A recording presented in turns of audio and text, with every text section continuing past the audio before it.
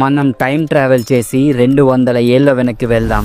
Year 1813. ఒకసారి ఊహించుకోండి, అప్పటి హైదరాబాద్ లో మంచి హాస్పిటల్సే లేవు, సరైన మందులు కూడా లేవు. సరిగ్గా అప్పుడే ప్లేగు అనే ఒక భయంకరమైన వైరస్ సిటీలోకి ఎంటర్ అయింది. అది ఎంత డేంజరస్ అంటే పొద్దున్న ఆరోగ్యంగా ఉన్న మనిషి సాయంత్రానికి ప్రాణాలు వదిలేవారు. లిటరలీ జనం పిట్టల్లా రాలిపోతున్నారు. ప్రతి ఇంట్లో ఏడుపులు, ప్రతి వీధిలో భయం. సిటీ మొత్తం ఒక దెయ్యాల దిబ్బలా మారిపోయింది. గవర్నమెంట్ చేతులెత్తేసింది. వేల మంది చనిపోతున్నారు. సిటీ ఎకానమీ మొత్తం కుప్పకూలిపోయింది. ఇక దేవుడే దిక్కు అని అందరూ ఫిక్స్ అయిపోయారు. కానీ వాళ్ళకి తెలియదు, వాళ్ళ ప్రార్థనలకు సమాధానం కొన్ని వందల కిలోమీటర్ల దూరం నుంచి రాబోతుందని. అదే టైంలో హైదరాబాద్ కు చెందిన కొందరు సోల్జర్స్ మధ్యప్రదేశ్ లోని ఉజ్జయినిలో డ్యూటీలో ఉన్నారు. కానీ వాళ్ళ మైండ్ మొత్తం హైదరాబాద్ గురించి ఆలోచిస్తోంది. ప్రతిరోజు వాళ్ళ కుటుంబ సభ్యులు, స్నేహితులు చనిపోతున్నారనే న్యూస్ వాళ్ళకి చేరేది. వాళ్ళు ఎంత టార్చర్ అనుభవించారో ఇమాజిన్ కూడా చేసుకోలేం. కానీ వాళ్ళ చేతుల్లో ఏమీ లేదు.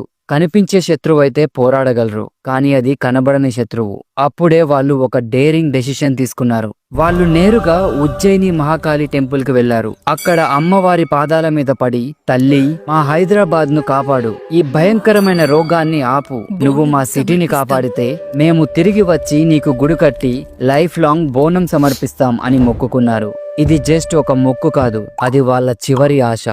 ఇక్కడే అసలు మ్యాజిక్ జరిగింది. ఉజ్జయినిలో సైనికులు మొక్కుకున్నారో లేదో, హైదరాబాద్ లో ప్లేగు వ్యాపించడం ఆగిపోయింది. మరణాల సంఖ్య కంట్రోల్లోకి వచ్చేసింది. కొన్ని రోజుల్లోనే సిటీ మొత్తం కంప్లీట్ గా సేఫ్ అయిపోయింది. ఇది యాదృచ్ఛికమా లేక నిజంగా దేవుడి దయనా? ఇది ఖచ్చితంగా అమ్మవారి అద్భుతమే అని అందరూ బలంగా నమ్మారు. అయితే వాళ్ళు ఇచ్చిన మాట నిలబెట్టుకోవడానికి డ్యూటీ ముగించుకొని వెంటనే సికింద్రాబాద్ వచ్చేశారు.